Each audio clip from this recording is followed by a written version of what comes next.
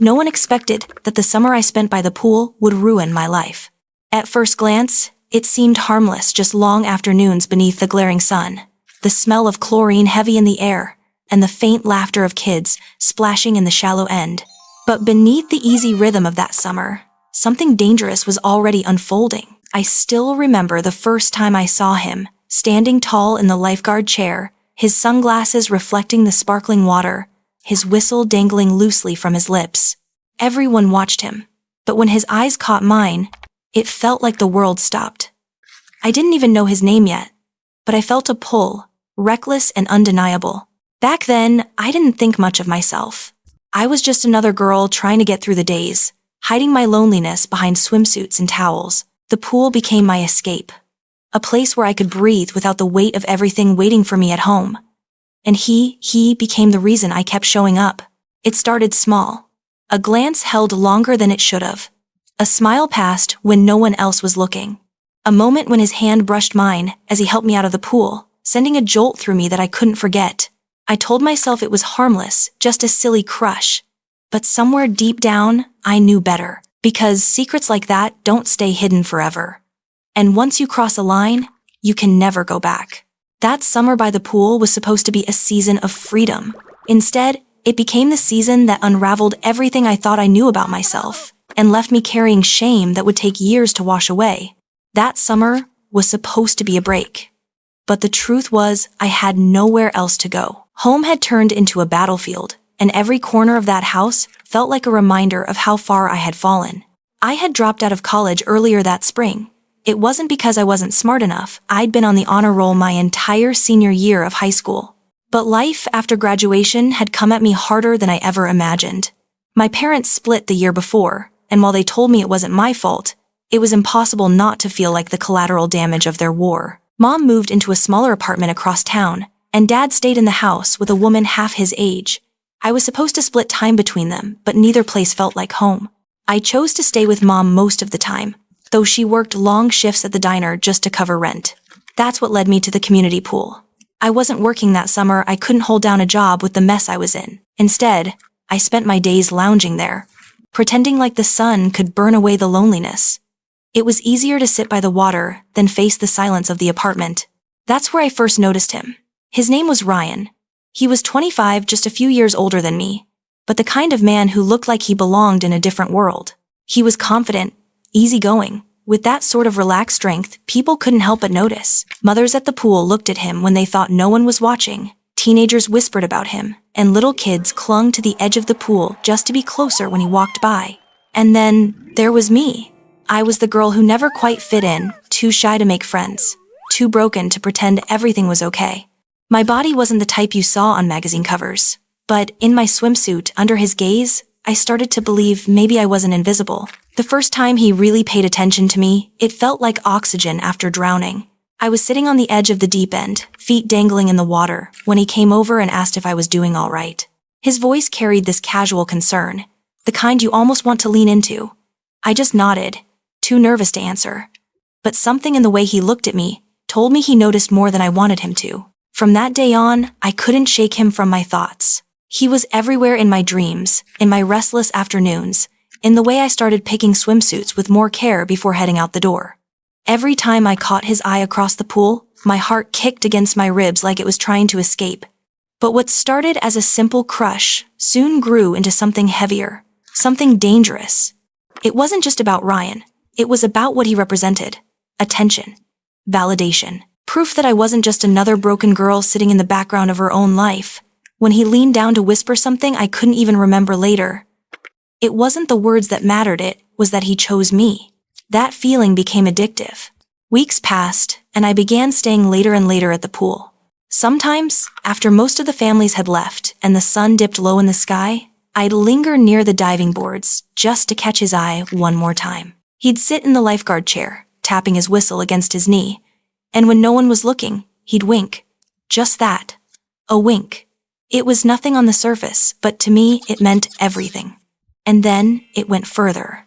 One evening, after closing time, I hung around longer than usual. I told myself I had lost track of time, but the truth was I was waiting hoping. Ryan was stacking chairs, the pool deck nearly empty, when he finally walked over. He didn't say much, just asked if I wanted to help him clean up. My stomach flipped at the invitation, and I followed him, my sandals slapping against the wet pavement. That night changed everything. It wasn't a kiss. It wasn't even a touch at first. It was the way he looked at me like he saw through the loneliness, straight into the ache I carried around. He told me I was beautiful. Not in the way boys my age threw the word around, but like he meant it. Like he had been waiting to tell me, and in that moment, something in me cracked open. I let him in. We started meeting in secret after that. At first, it was stolen moments in the staff room or behind the equipment shed. Then it grew bolder touches under the water. Lingering embraces when no one was looking. Every secret kiss, every hidden glance, made me feel alive in a way I hadn't felt in years. But with every thrill came the shadow of shame. I couldn't tell anyone, not my mom, not the few friends I had left. Even as I drowned in the excitement, I knew deep down it couldn't last. He was older, working a job where he was supposed to be responsible, respected. And me, I was a girl hiding from her broken home, desperate to feel wanted. The cracks started to show when the other lifeguards noticed how often he was around me. I caught them whispering, their eyes narrowing when I walked by. One girl in particular, Amanda, seemed especially cold. She had been at the pool for years, and I could tell she wanted Ryan's attention for herself. She made sure to throw little jabs my way, compliments that cut like knives, questions asked loudly enough for others to hear. It didn't take long before rumors started to spread. By late July, I felt the weight of it pressing down on me. Families at the pool began giving me looks I couldn't decipher, and Amanda made a point of laughing too loud whenever Ryan passed by. Every stolen moment that once felt like freedom now felt like a risk. But I couldn't stop. Even when I knew it was dangerous, I kept going back. Because no matter how wrong it felt, being with him made me forget. Forget the silence of my apartment. Forget the disappointment in my parents' eyes. Forget the way my life had crumbled before it even started. With him, I felt chosen, and that was enough to keep me coming back for more. Until the night it all came crashing down. One humid evening in August, Ryan invited me to meet him after closing, just like before. But this time, Amanda followed us. I didn't notice her at first. I was too caught up in the thrill of sneaking into the pool after dark, the cool water lapping against my skin as Ryan pulled me close. But when I heard the sharp sound of a phone camera clicking, my blood ran cold. Amanda stood at the edge of the deck, her phone pointed straight at us, her smirk wide and victorious. My heart dropped into my stomach as I realized what had just happened. One photo. That was all it took. One photo to destroy everything. I wanted to scream, to run, to beg her not to do it, but I couldn't move. My body froze, heavy with shame. Ryan swore under his breath and tried to chase after her, but it was too late. The damage was already done. From that night on, my life began to unravel in ways I couldn't control. The whispers at the pool turned into stares. Ryan grew distant, his once easy smiles now replaced with nervous glances over his shoulder. And me, I felt like I was walking around with a scarlet letter carved into my chest. For weeks, I could barely sleep. My mind replayed that moment over and over again. Amanda's smirk, the click of her phone, the way Ryan pulled away like I was a mistake he regretted. I stopped going to the pool, but it didn't matter. The damage followed me everywhere. That summer that was supposed to save me only left me drowning deeper in shame than I ever thought possible. And the worst part, I hadn't even hit rock bottom yet. When Amanda caught us that night by the pool, I thought the photo might stay hidden. For a week afterward, nothing happened. Ryan avoided me, and Amanda acted smug but silent. I clung to hope, convincing myself she would never risk the drama. But deep down, I knew better. The storm broke 2 weeks later. It was a humid Saturday afternoon, the pool crowded with families, trying to cool off. I hadn't been there for days, but something in me couldn't stay away. Maybe I wanted to see Ryan again. Maybe I was just punishing myself. Either way, I slipped into the water, letting the chlorine sting my eyes while I tried to pretend I was invisible. That's when I heard it. A whisper at first, then a laugh. 2 teenage girls standing by the diving board, looking at their phones and glancing in my direction. Their snickering spread like ripples. In water, more eyes turned toward me. More murmurs, more hushed voices, rising like a tide. And then, on the screen of someone's phone, I saw it. The photo. Ryan and me, tangled together in the moonlit pool. His hand on my waist. my face tilted toward his. It wasn't explicit, but it was enough. Enough to prove what we had tried so hard to hide. Enough to ruin me. My stomach dropped, the world spinning around me. I wanted to disappear beneath the water, sink to the bottom where no one could see.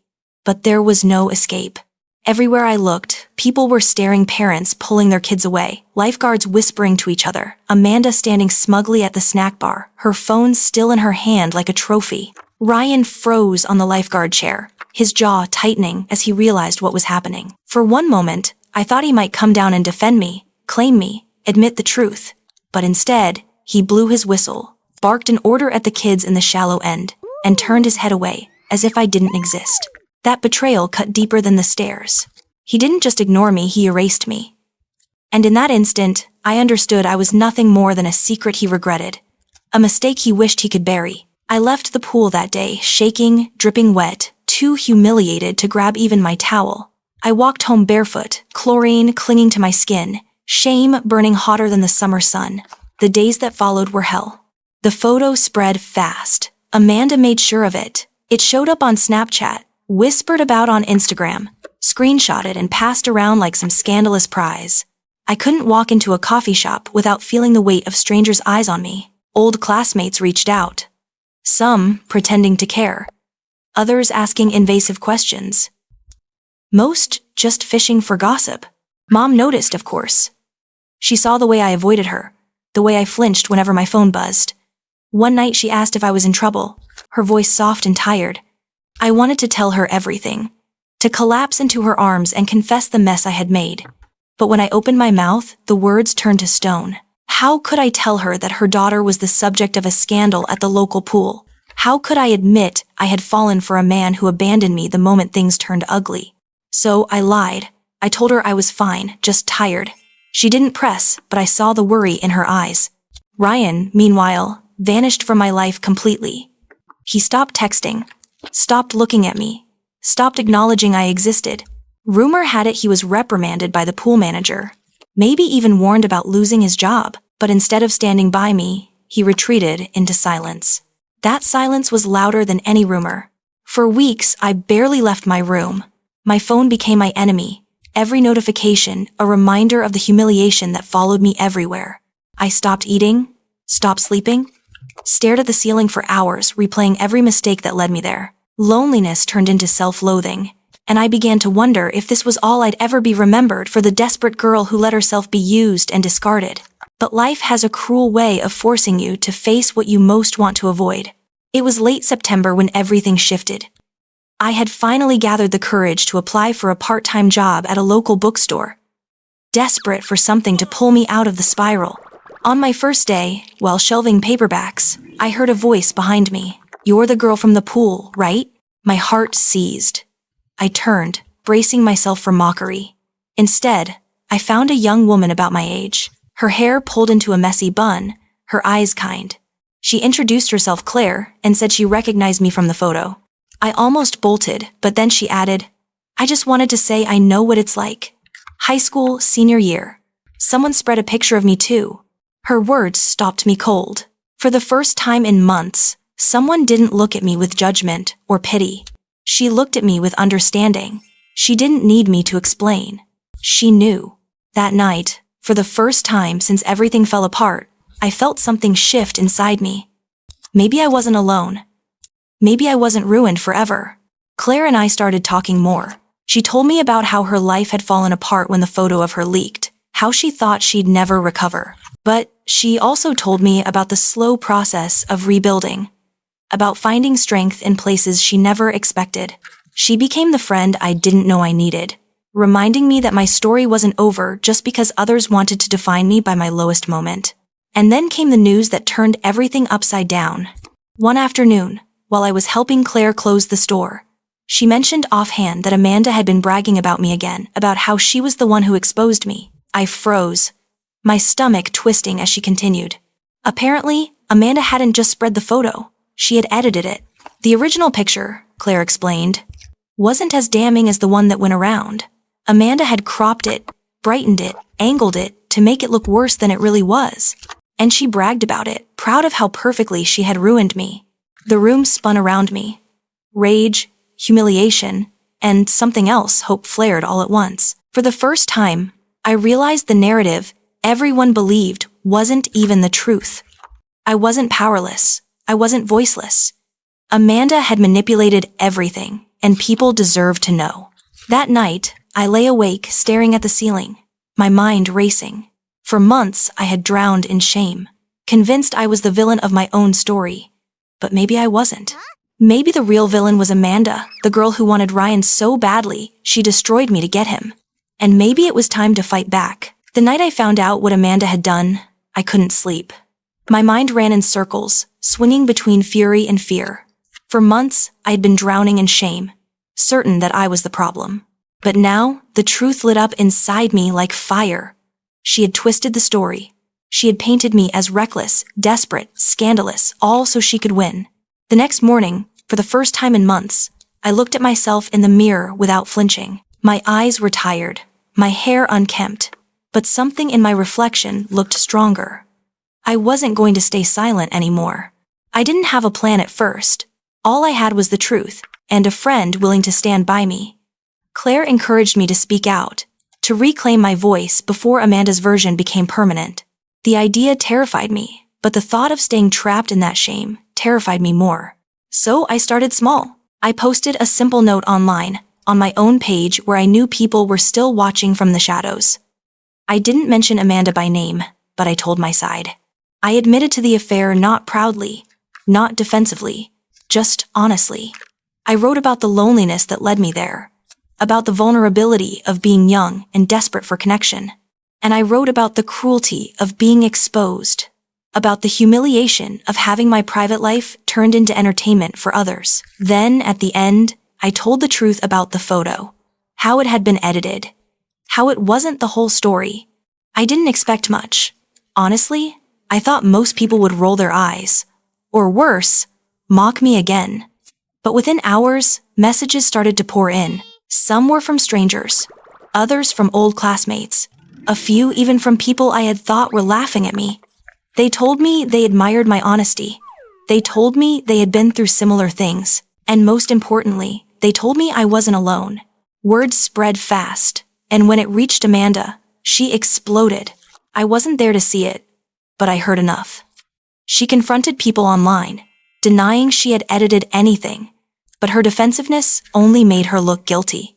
And then someone, an old lifeguard who had been at the pool that summer, spoke up. They had overheard her bragging weeks ago, just like Claire had said. Suddenly, Amanda wasn't the clever girl who exposed a scandal. She was the manipulator who had gone too far. The tide began to turn. Ryan wasn't spared either.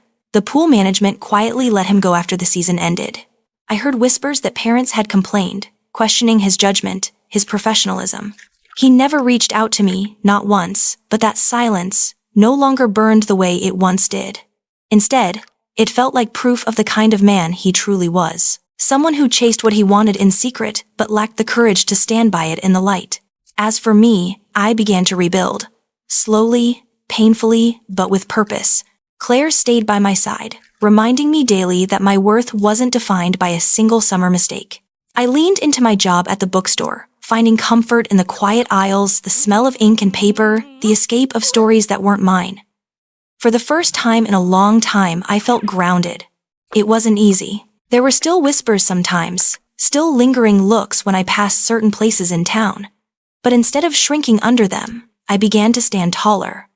I knew the truth now. And more importantly, I knew myself better than I ever had before.